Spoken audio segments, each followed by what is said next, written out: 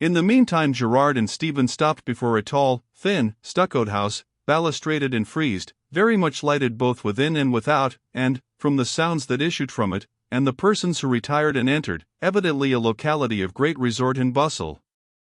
A sign, bearing the title of the Cat and Fiddle, indicated that it was a place of public entertainment, and kept by one who owned the legal name of John Trotman, though that was but a vulgar appellation, lost in his well-earned and far-famed title of Chaffing Jack.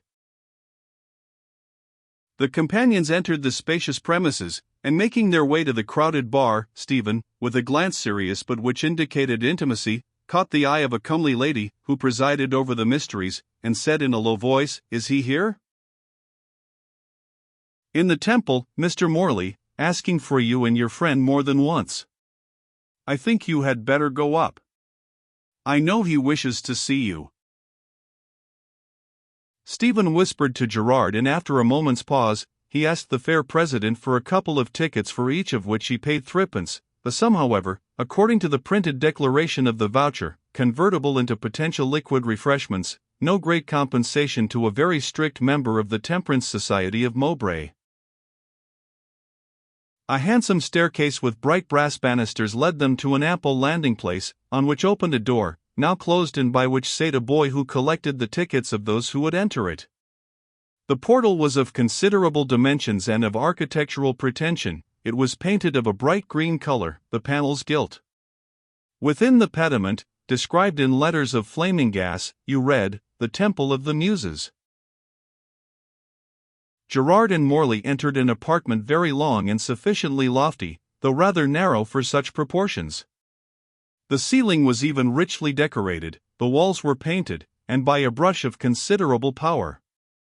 Each panel represented some well-known scene from Shakespeare, Byron, or Scott. King Richard, Mazeppa, the Lady of the Lake were easily recognized. In one panel, Hubert menaced Arthur, here Haidee rescued Juan, and their Jeannie Deans curtsied before the Queen. The room was very full. Some 300 or 400 persons were seated in different groups at different tables, eating, drinking, talking, laughing, and even smoking, for notwithstanding the pictures and the gilding it was found impossible to forbid, though there were efforts to discourage, this practice, in the Temple of the Muses. Nothing, however, could be more decorous than the general conduct of the company, though they consisted principally of factory people. The waiters flew about with as much agility as if they were serving nobles. In general the noise was great, though not disagreeable. Sometimes a bell rang and there was comparative silence, while a curtain drew up at the further end of the room, opposite to the entrance, and where there was a theatre, the stage raised at a due elevation, and adorned with side scenes from which issued a lady in a fancy dress who sang a favorite ballad, or a gentleman elaborately habited in a farmer's costume of the old comedy, a bob-wig, silver buttons and buckles, and blue stockings, and who favored the company with that melancholy effusion called a comic song. Some nights there was music on the stage, a young lady in a white robe with a golden harp, and attended by a gentleman in black mustachios. This was when the principal harpist of the King of Saxony and his first fiddler happened to be passing through Mowbray, merely by accident, or on a tour of pleasure and instruction, to witness the famous scenes of British industry. Otherwise the audience of the Cat and Fiddle, we mean the Temple of the Muses, were fain to be content with 4 Bohemian brothers, or an equal number of Swiss sisters. The most popular amusements, however, were the thespian recitations, by amateurs, or novices who wished to become professional. They tried their mettle on an audience which could be critical. A sharp waiter, with a keen eye on the entering guests, immediately saluted Gerard and his friend, with profuse offers of hospitality, insisting that they wanted much refreshment, that they were both very hungry and very thirsty, that, if not hungry, they should order something to drink that would give them an appetite, if not inclined to quaff, something to eat that would make them athirst. In the midst of these embarrassing attentions, he was pushed aside by his master with, "There, go, hands wanted at the upper end, 2 American gentlemen from Lowell singing out for sherry cobbler, don't know what it is, give them our bar mixture, if they complain, say it's the Mowbray slap bang, and no mistake. Must have a name, Mr. Morley, names everything, made the fortune of the Temple, if I had called it the saloon, it never would have filled, and perhaps the magistrates never have granted a license." The speaker was a very portly man who had passed the maturity of manhood, but active as harlequin. He had a well-favored countenance, fair, good-humored, but very sly. He was dressed like the head butler of the London tavern, and was particular as to his white waistcoats and black silk stockings, punctilious as to his knee-buckles, proud of his diamond pin, that is to say when he officiated at the temple. "Your mistress told us we should find you here," said Stephen, "and that you wished to see us." "Plenty to tell you," said their host, putting his finger to his nose. "If information is wanted in this part of the world, I flatter myself. Come, Master Gerard, here's a table. What shall I call for? Glass of the Mowbray slap-bang?" "No better, the receipt has been in our family these 50 years. Mr. Morley I know won't join us." "Did you say a cup of tea, Mr. Morley?" "Water, only water. Well, that's strange. Boy alive there, do you hear me call? Water wanted, glass of water for the secretary of the Mowbray Temperance and Teetotal. Sing it out. I like titled company. Brush. And so you can give us some information about this." "Be back directly," exclaimed their host, and darting off with a swift precision that carried him through a labyrinth of tables without the slightest inconvenience to their occupiers. "Beg pardon, Mr. Morley," he said, sliding again into his chair, "but saw one of the American gentlemen brandishing his bowie knife against one of my waiters, called him Colonel, quieted him directly, a man of his rank brawling with a help. Oh. No, not to be thought of, no squabbling here, license in danger." "You were saying," resumed Morley. "Ah. Yes, about that Manhattan, remember him perfectly well, a matter of 20 or it may be 19 years since he bolted. Queer fellow, lived upon nothing, only drank water, no temperance and teetotal then, so no excuse. Beg pardon, Mr. Morley, no offense I hope, can't bear whims, but respectable societies, if they don't drink, they make speeches, hire your rooms, leads to business." "And this Hatton," said Gerard. "Ah. A queer fellow, lent him a £1 note, never saw it again, always remember it, last £1 note I had. He offered me an old book instead, not in my way, took a china jar for my wife. He kept a curiosity shop, always prowling about the country, picking up old books and hunting after old monuments, called himself an antiquarian, queer fellow, that Hatton." "And you have heard of him since," said Gerard rather impatiently. "Not a word," said their host, "never knew anyone who had." "I thought you had something to tell us about him," said Stephen. "So I have. I can put you in the way of getting hold of him and anything else. I have lived in Mowbray man and boy for 50 years, seen it a village, and now a great town full of first-rate institutions and establishments like this," added their host, surveying the temple with a glance of admiring complacency. "I say I haven't lived here all this time and talked to the people for nothing." "Well, we are all attention," said Gerard with a smile. "Hush," said their host as a bell sounded, and he jumped up. "Now ladies, now gentlemen, if you please, silence if you please for a song from a Polish lady. The Signora sings English like a newborn babe," and the curtain drew up amid the hushed voices of the company and the restrained clatter of their knives and forks and glasses. The Polish lady sang Cherry Ripe to the infinite satisfaction of her audience. Young Mowbray indeed, in the shape of Dandy Mick and some of his followers and admirers, insisted on an encore. The lady as she retired curtsied like a prima donna, but the host continued on his legs for some time, throwing open his coat and bowing to his guests, who expressed by their applause how much they approved his enterprise. At length he resumed his seat. "It's almost too much," he exclaimed, "the enthusiasm of these people. I believe they look upon me as a father." "And you think you have some clue to this Hatton," resumed Stephen. "They say he has no relations," said their host. "I have heard as much." "Another glass of the bar mixture, Master Gerard." "What did we call it?" "Oh. The bricks and beans, the Mowbray bricks and beans, known by that name in the time of my grandfather. No more. No use asking, Mr. Morley, I know. Water. Well, I must say, and yet, in an official capacity, drinking water is not so unnatural. And Hatton, said Gerard, they say he has no relations, eh? They do, and they say wrong. He has a relation, he has a brother, and I can put you in the way of finding him. Well, that looks like business, said Gerard, and where may he be? Not here, said their host, he never put his foot in the Temple to my knowledge, and lives in a place where they have as much idea of popular institutions as any Turks or heathen you ever heard of. And where might we find him? Said Stephen. What's that? Said their host, jumping up and looking around him. Here, boys, brush about. The American gentleman is a-whittling his name on that new mahogany table. Take him the printed list of rules, stuck up in a public place, under a great coat, and fine him 5 shillings for damaging the furniture. If he resists, he is paid for his liquor. Call in the police. XZ and number 5 is in the bar, taking tea with your mistress. Now brush. And this place is in the land of mines and minerals, said their host, about 10 miles from. He works in metals on his own account. You have heard of a place called Hellhouse Yard. Well, he lives there, and his name is Simon.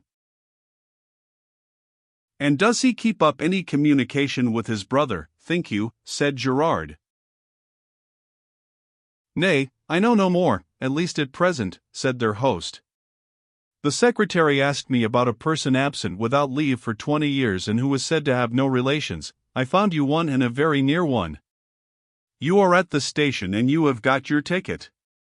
The American gentleman's violent. Here's the police. I must take a high tone.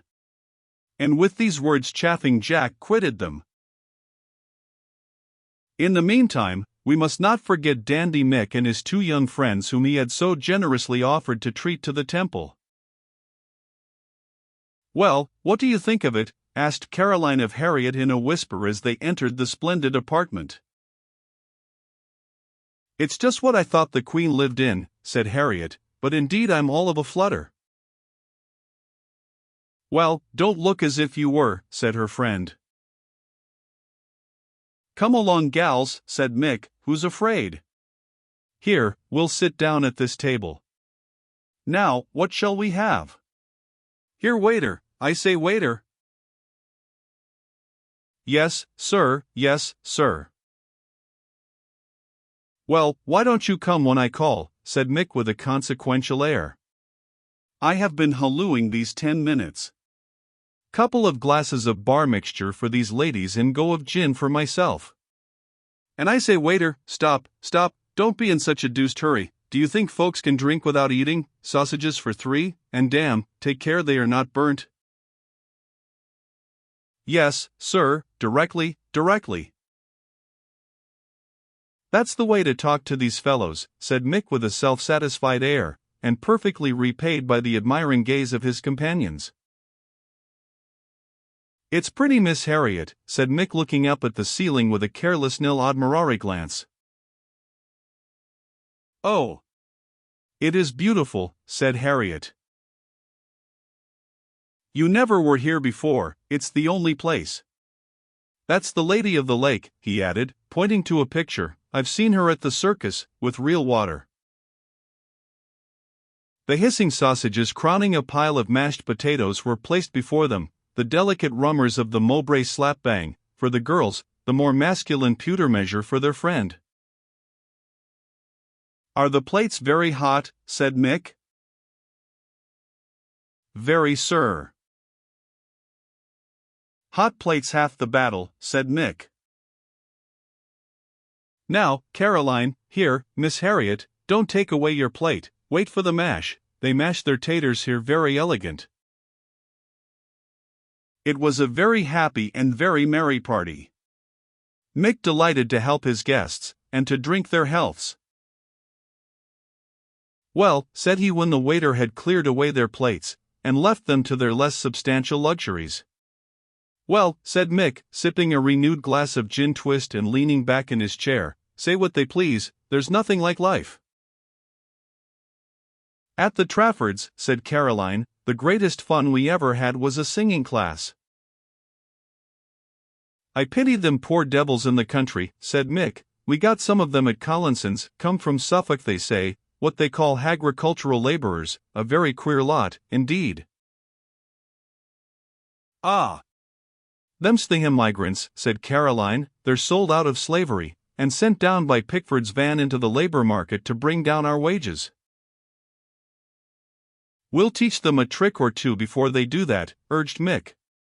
"Where are you, Miss Harriet?" "I'm at Wiggins and Webster's, sir." "Where they clean machinery during mealtime, that won't do," said Mick. "I see one of your partners coming in," said Mick, making many signals to a person who very soon joined them. "Well, Devil's Dust, how are you?" This was the familiar appellation of a young gentleman, who really had no other, baptismal or patrimonial. About a fortnight after his mother had introduced him into the world, she returned to her factory and put her infant out to nurse, that is to say, paid threepence a week to an old woman who takes charge of these newborn babes for the day, and gives them back at night to their mothers as they hurriedly return from the scene of their labor to the dungeon or the den, which is still by courtesy called home. The expense is not great. Laudanum and treacle, administered in the shape of some popular elixir, affords these innocents a brief taste of the sweets of existence, and keeping them quiet, prepares them for the silence of their impending grave. Infanticide is practiced as extensively and as legally in England as it is on the banks of the Ganges, the circumstance which apparently has not yet engaged the attention of the Society for the Propagation of the Gospel in foreign parts. But the vital principle is an impulse from an immortal artist, and sometimes baffles, even in its tenderest phases, the machinations of society for its extinction. There are infants that will defy even starvation and poison, unnatural mothers, and demon nurses. Such was the nameless one of whom we speak.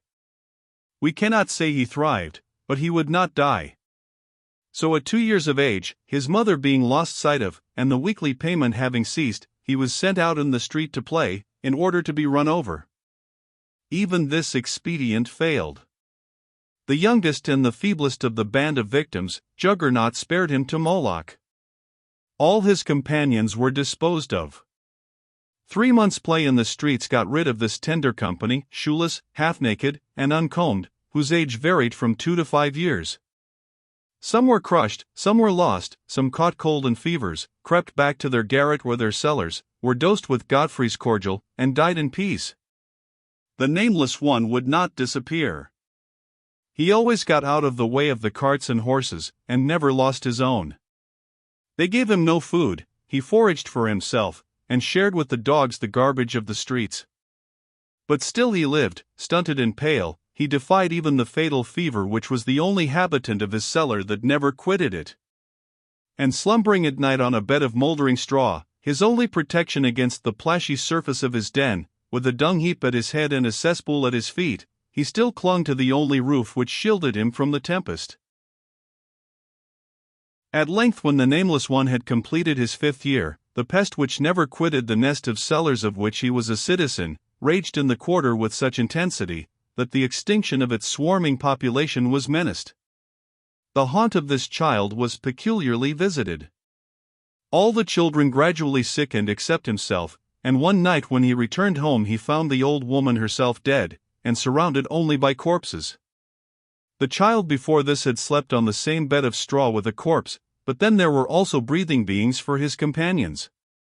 A night passed only with corpses seemed to him in itself a kind of death. He stole out of the cellar, quitted the quarter of pestilence, and after much wandering laid down near the door of a factory. Fortune had guided him.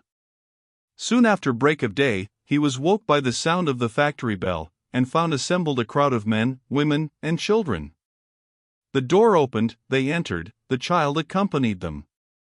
The roll was called, his unauthorized appearance noticed, he was questioned, his acuteness excited attention. A child was wanted in the wadding hole, a place for the manufacture of waste and damaged cotton, the refuse of the mills, which is here worked up into counterpanes and coverlids. The nameless one was preferred to the vacant post, received even a salary, more than that, a name, for as he had none, he was christened on the spot Devilsdust. Devilsdust had entered life so early that at 17 he combined the experience of manhood with the divine energy of youth. He was a first-rate workman and received high wages. He had availed himself of the advantages of the factory school. He soon learned to read and write with facility, and at the moment of our history, was the leading spirit of the Shottycourt Literary and Scientific Institute. His great friend, his only intimate, was Dandy Mick. The apparent contrariety of their qualities and structure perhaps led to this. It is indeed the most assured basis of friendship. Devilsdust was dark and melancholy, ambitious and discontented, full of thought, and with powers of patience and perseverance that alone amounted to genius. Mick was as brilliant as his complexion, gay, irritable, evanescent, and unstable. Mick enjoyed life, his friend only endured it, yet Mick was always complaining of the lowness of his wages and the greatness of his toil, while Devilsdust never murmured, but read and pondered on the rights of labor, and sighed to vindicate his order. "I have some thoughts of joining the total abstinence," said Devilsdust. "Ever since I read Stephen Morley's address it has been in my mind. We shall never get our rights till we leave off consuming excisable articles, and the best thing to begin with is liquors." "Well, I could do without liquors myself," said Caroline. "If I was a lady, I would never drink anything except fresh milk from the cow." "Tea for my money," said Harriet. "I must say there's nothing I grudge for good tea. Now I keep house, I mean always to drink the best." "Well, you have not yet taken the pledge, Dusty," said Mick, "and so suppose we order a go of gin and talk this matter of temperance over." Devilsdust was manageable in little things, especially by Mick. He acceded, and seated himself at their table. "I suppose you have heard this last dodge of shuffle and screw, Dusty," said Mick. "What's that?" "Every man had his key given him this evening, £half-a-crown a week round deducted from wages for rent. Jim Plasto told them he lodged with his father and didn't want a house, upon which they said he must let it." "Their day will come," said Devilsdust, thoughtfully. "I really think that those shuffle and screws are worse even than truck and tret. You knew where you were with those fellows, it was 25% off wages, and very bad stuff for your money. But as for shuffle and screw, what with their fines and their keys, a man never knows what he has to spend. Come," he added, filling his glass, "let's have a toast, confusion to capital." "That's your sort," said Mick. "Come, Caroline, drink to your partner's toast, Miss Harriet. Money's the root of all evil, which nobody can deny. We'll have the rights of labor yet, the 10-hour bill, no fines, and no individuals admitted to any work who have not completed their 16th year." "No, 15, said Caroline eagerly. "The people won't bear their grievances much longer," said Devilsdust. "I think one of the greatest grievances the people have," said Caroline, "is the beaks serving notice on Chaffing Jack to shut up the temple on Sunday nights." "It is infamous," said Mick. "Ain't we to have no recreation? One might as well live in Suffolk, where the immigrants come from, and where they are obliged to burn ricks to pass the time." "As for the rights of labor," said Harriet, "the people goes for nothing with this machinery." "And you have opened your mouth to say a very sensible thing, Miss Harriet," said Mick, "but if I were Lord Paramount for 48 hours, I'd soon settle that question. Wouldn't I fire a broadside into their double-deckers? The Battle of Navarino at Mowbray Fair with 14 squibs from the Admiral's ship going off at the same time, should be nothing to it. Labor may be weak, but capital is weaker," said Devilsdust. "Their capital is all paper." "I tell you what," said Mick, with a knowing look, and in a lowered tone, "the only thing, my hearties, that can save this here nation, is a good strike."